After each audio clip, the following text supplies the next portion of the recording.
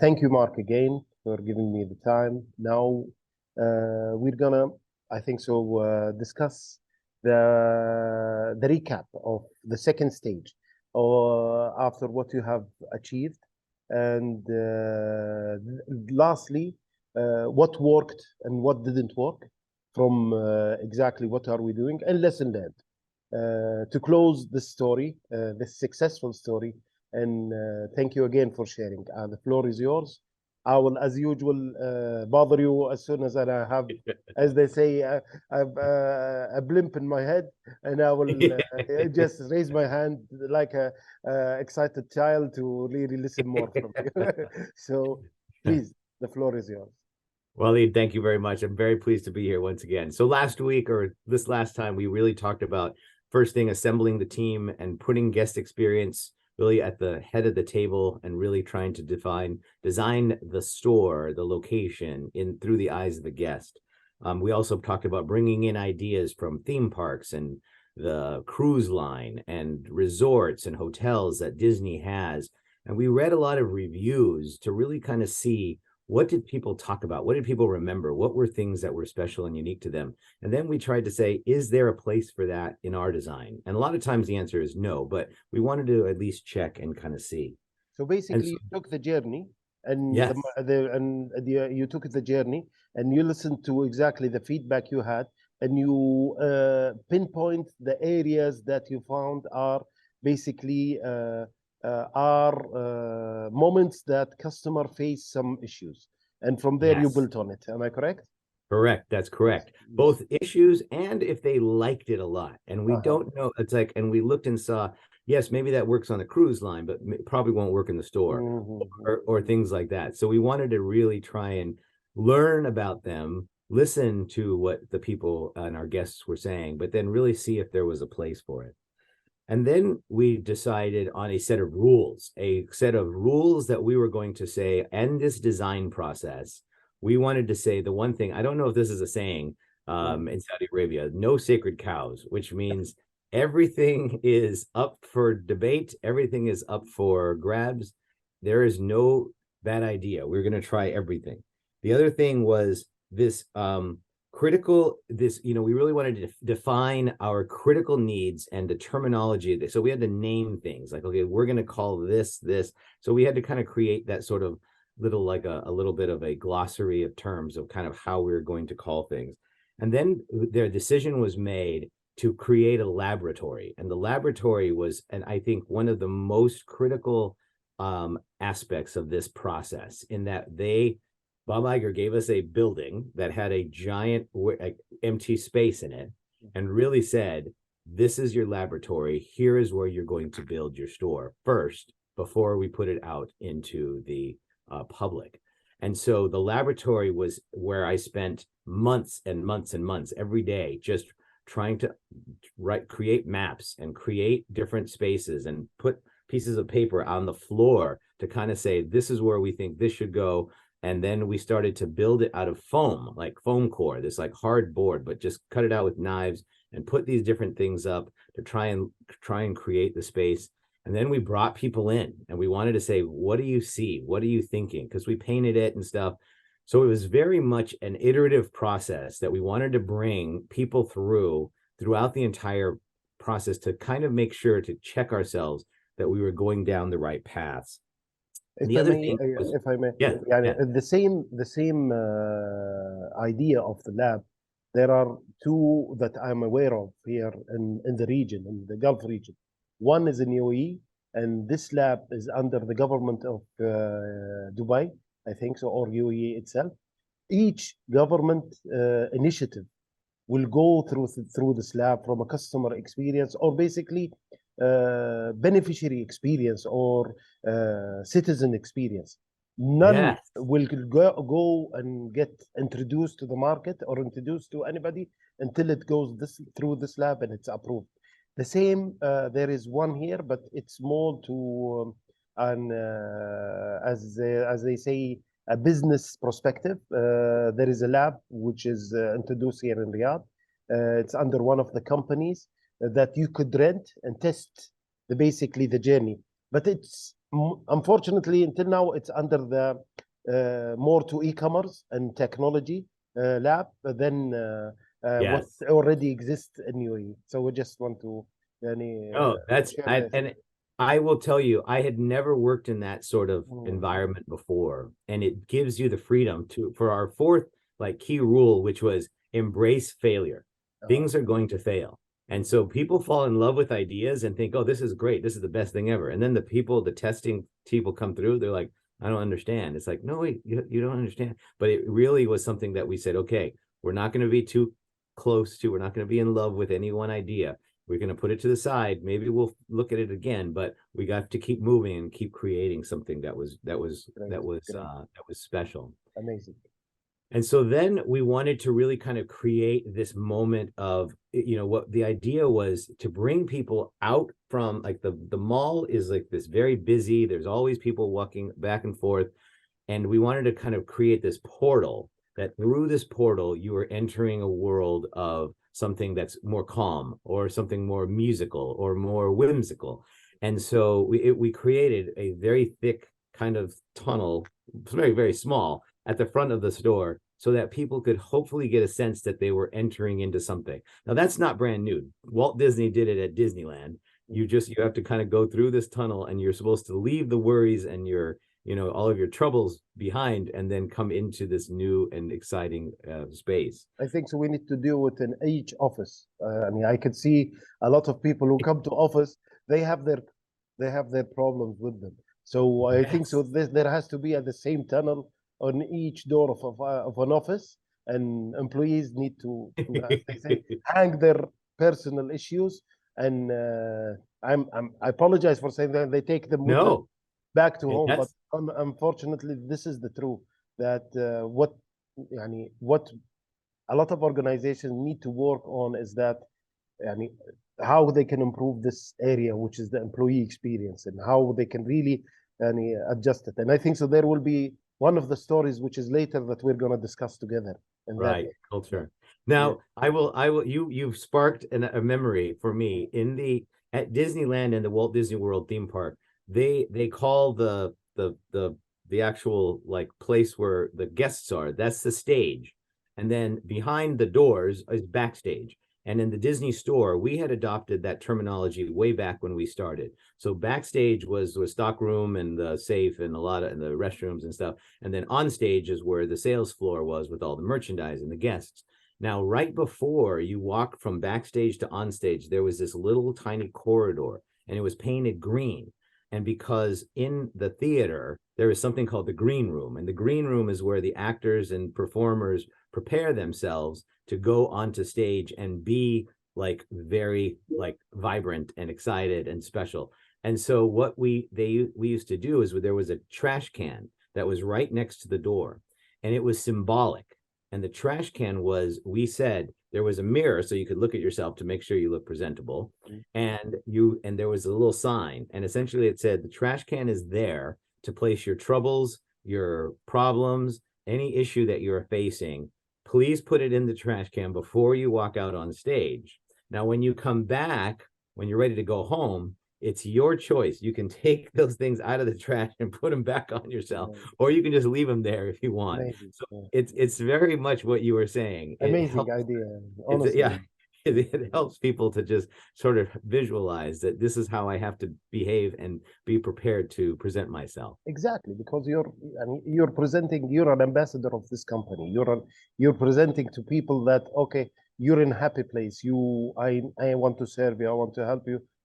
But when he sees an example in my face, or there is another interaction or another effect that he's feeling, no way he will feel that I took this opportunity to pay this money, and I unfortunately see you sad. And how can I be happy? Right, right, precisely. True. And so, Waleed, what you are describing is very much this notion of human-centered customer experience design or guest experience design, and that's really what we started to look at. So we wanted to see like what problems do people arrive with, and how do we maybe change those problems. So one example I'll share is there was something that we didn't come up with a really fancy name, but it was called mom guilt. So mothers are very guilty they feel guilty because they're always telling their children to brush their teeth, pick up, clean their room, eat their vegetables, do your homework. And so they're always like an authority figure. And their guilt is that they are not providing their children with enough sort of memorable experiences and positive experiences and things that they see them as positive. And so we read about it, we studied it, we analyzed it, and we thought, okay, what can we do to maybe alleviate that? And so we decided to create something called a celebration. And there was that big screen that was in this part of the store. And on that screen, we were able to program with this iPod Touch, that like if you came in and said, do you have a child by any chance, Wally? Yeah, I have four. Four, that's right. What's one of their names? Khalid, Faisal, Noura, and Sulaiman. Okay, so let's say it's Khalid. Yeah. And so we would say, Waleed, what brought you to the store today? It's like, oh, my son is my son or daughter? My son, Khalid. He got straight A's on his report card. We're celebrating that he's done very well in school. And we're like, oh, that's amazing. That's wonderful. And so we would say, how would you spell that name? So is it J-A-L? No, K-H. K-H-A-L-I-D. Yeah. L-I-D. Great. Khalid. K-H-A-L-I-D. And so we would put that name into our iPod Touch. And then we would say, Waleed, if you don't mind, we're going to bring you and your son into this gazebo in a few moments, and we want to do a celebration for him. And you're like, okay. And so then you walk in, and so then what happens is the lights will flash and the music will start, and the manager would stand there and say, ladies and gentlemen, today we have a very special guest. Please help me to celebrate Khalid, who had a fantastic report card, and he's here at the Disney store to celebrate. Let's give him 3 cheers, hip, hip, hooray, hooray, hooray. And we would do that. And then on the screen, it would say, congratulations, Khalid, and his name would show up there. There would be a space for him to stand, and then there would be Disney characters next to it. And so you could take the photograph, and you would say, and you would have that as a memory. And so we created that after many like months of testing and trying to figure out how to do it right, but it became one of the most sought after moments inside of our store. And it's very small when you have to program everything in to work, but once you get it done and you're able to figure it out, it doesn't take very long. It takes dedication by the team members to ask the question, what brought you in today? And then if there's a celebration, lean into that celebration and say, do you mind if we do this one little thing? And then we give you the certificate, or Khalid, we give Khalid a certificate that says, congratulations, superstar student. And then it's signed by Mickey Mouse on one side and the manager on the other. Amazing. So yeah, so those are the things that we were trying to solve. It was the guests are coming in, like, how can we try and do something that really delights them, surprises them? So then there was always the idea that, okay, it has to be something that we could upgrade and update, because we don't want it to be like somebody's a gimmick, like, okay, I saw it, I don't need to see it again. But it's something that we kept bringing in. We brought in birthdays, anniversaries, first trip to Disney. People were coming in to celebrate that they were taking their family, to surprise their family to go to Walt Disney World. So we made a celebration for that said, congratulations, Al Hamdan family, you're going to Walt Disney World, or something like that. And that would show on the screen. So those were the things that we tried to do, which were special, unique, and help to ease the parents' guilt. I think so. Also, this is one of the as I say, the smart way to collect data, to improve and really how to have a great data collection of who's your customer. Yes. I'm sure, an example, my son Sulaiman, we went to Disney when we were in the States, and it was his birthday. So he was so excited, and they gave him a tag, yes, a birthday boy. Sulaiman is the birthday boy, and he had like a VIP treatment because he's the birthday boy. Until today, he really remembers that day, which is like a fantasy, but a fantasy which came true. This is the amazing about it. Yes. And I'm sure that Disney had this data that collected that okay, now I'm just I'm just thinking about it. If this Suleiman goes back and he says, I was here like when I was a kid and did my birthday. I'm here with my child or my daughter for that reason. You're Yes. talking about 25 years, a difference between it. This is how a company stays stable. This is why Yes. there is something and which you emphasize on experience. This is Yes. something that the ROI which goes the long way. It is generational, and Yes. that is absolutely, that is what was made, I think, me the most proud when I worked there. Mm. And we would go to certain events and people would say, I came here as a child and now I'm bringing my child to this store. And it warms your heart. Absolutely. That you could be that, you can make that sort of difference in people's lives. And if you build it into the culture that this is just what you do, this is in your DNA, this is your job, Mm. is to like have this person grow up, have a child, and bring that child here True. and have True. like very, very happy Yes. memories. So we've started to then test and really trying to figure out what can we do, what's going to resonate, what's going to feel good. And so there was this idea that we wanted to ignite all five senses. So I don't know, you might know this, at Disneyland and Walt Disney World, there's a machine that pushes out the scent of popcorn at the popcorn machine, or churros, like the sugary kind of like churro, or the chocolate. So we created something called the scent of imagination, which I know sounds very weird, and it was a little bit weird, but we developed it and we created it in a lab, and we had some fragrance people come in and said, and they told us, yes, this is good, or this is good. Then we put it in a machine up in the ceiling, and we were pushing out this scent of imagination, and people started to cough, and people started to sneeze, Yeah. and people started. So when we put it out, this is one of the things that didn't work. We thought, okay, we want to try and do touch, taste, Yeah. feel, smell. We're like, no, it didn't No, work. it We didn't. thought it would work, but it didn't work. So that was unfortunately one of the things that just didn't quite like pass the test. And we went all the way through. Like we put it in a number of stores, and then we started getting complaints, and we started getting people like complaints. We had to take them out. And then we really wanted to do things like when we were back in the lab, we saw that, a lot of people were coming in strollers, like little baby strollers. They're being pushed. So now you have a child who is like leaning back, and like they're kind of up a little bit. So we would get in our chairs and we would push them all the way to the floor as much as we can. And then I would stand behind this person and pull back the chair and push the person through the store, so that the person could be looking at the angle of the toddler, of the baby who's in the stroller. Because we wanted to say that one of the big things was, the store is a box, it's a cube, and we own every cubic, like meter, centimeter, inch of that space. Why don't we design things to go up near the top that might be a surprise to people, like why is it there?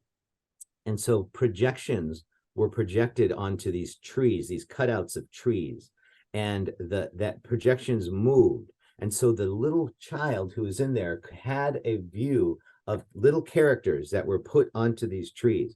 And like I said before, we wanted to have experiences that we were able to update and upgrade, so that they're not just like gimmicks. And so people are actually going to come back and see, okay, what is it doing now? So during the spring, it was green. The trees were green and little characters would dance around the leaves.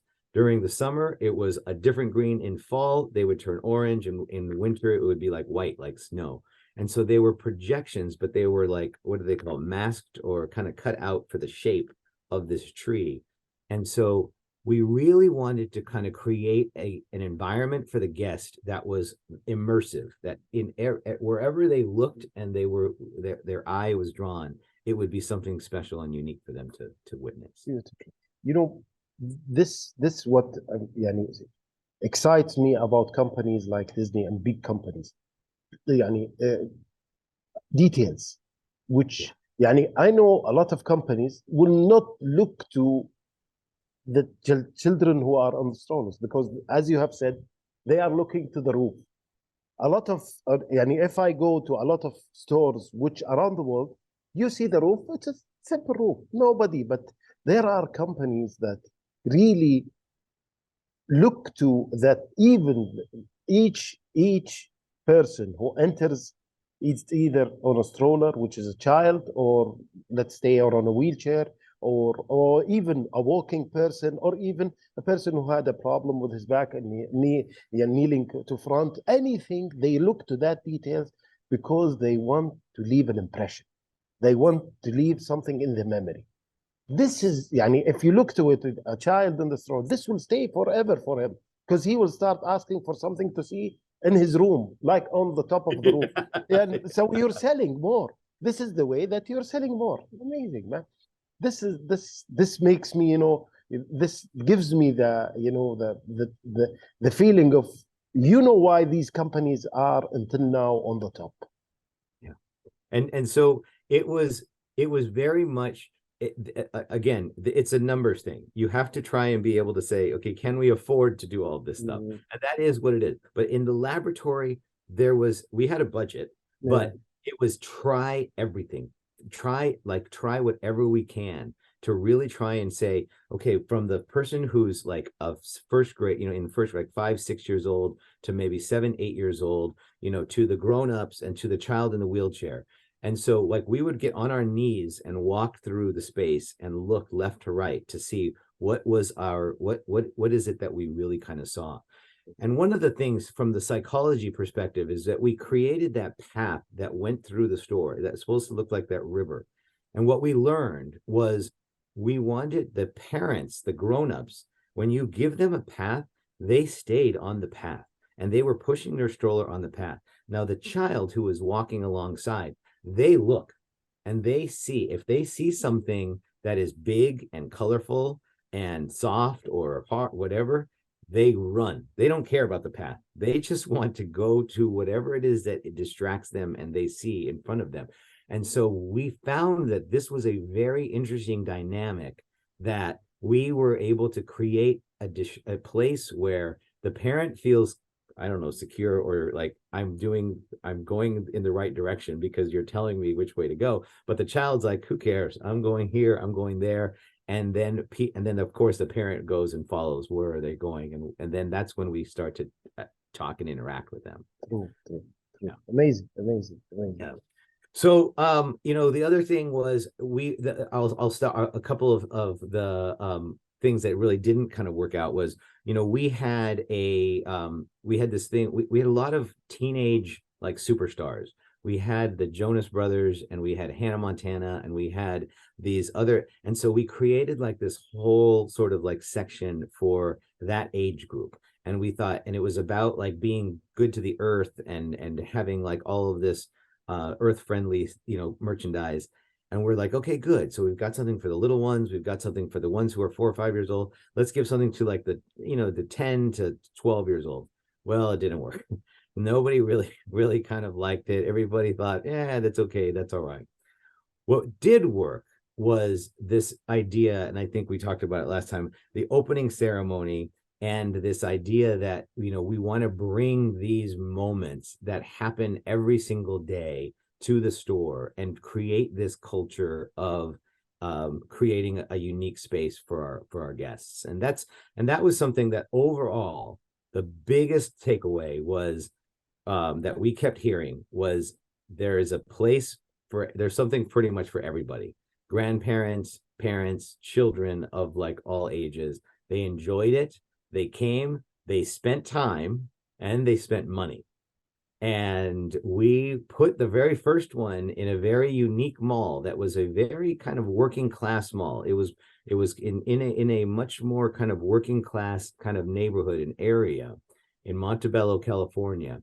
And we were thinking the guests there were only used to buy things when they went on sale. And it wasn't a very strong business, but we wanted to test it there to kind of say, if it works here, we think it's going to work everywhere.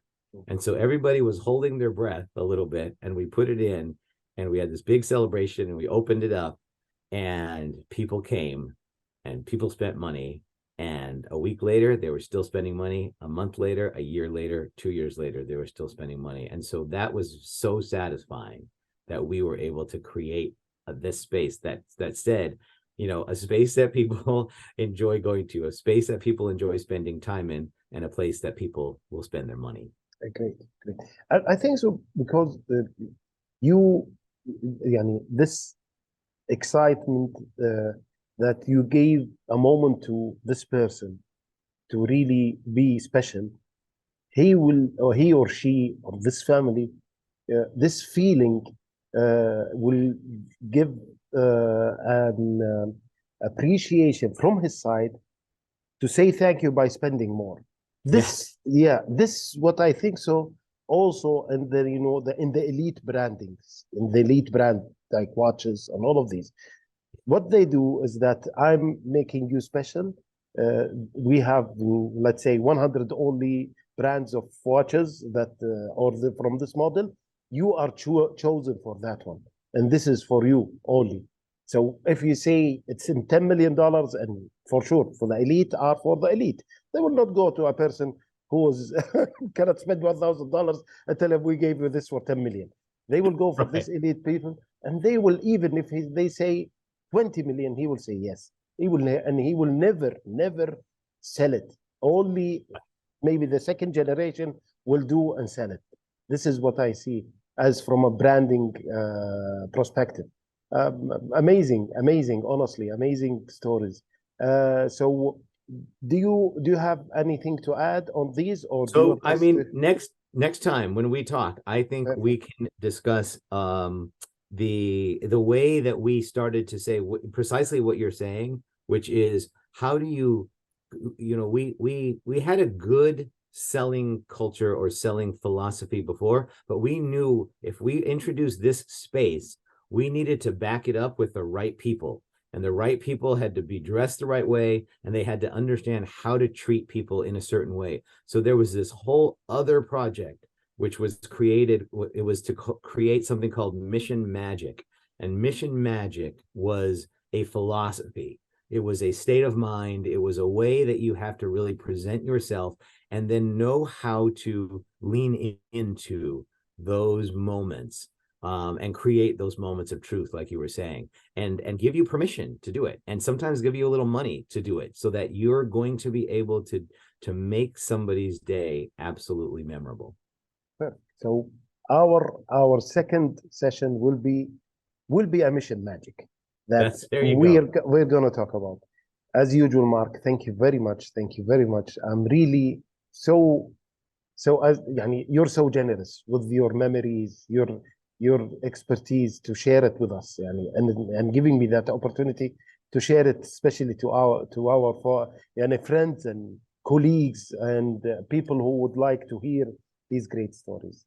Thank you all, and this was Walid Al Hamdam from TX Snax. Goodbye.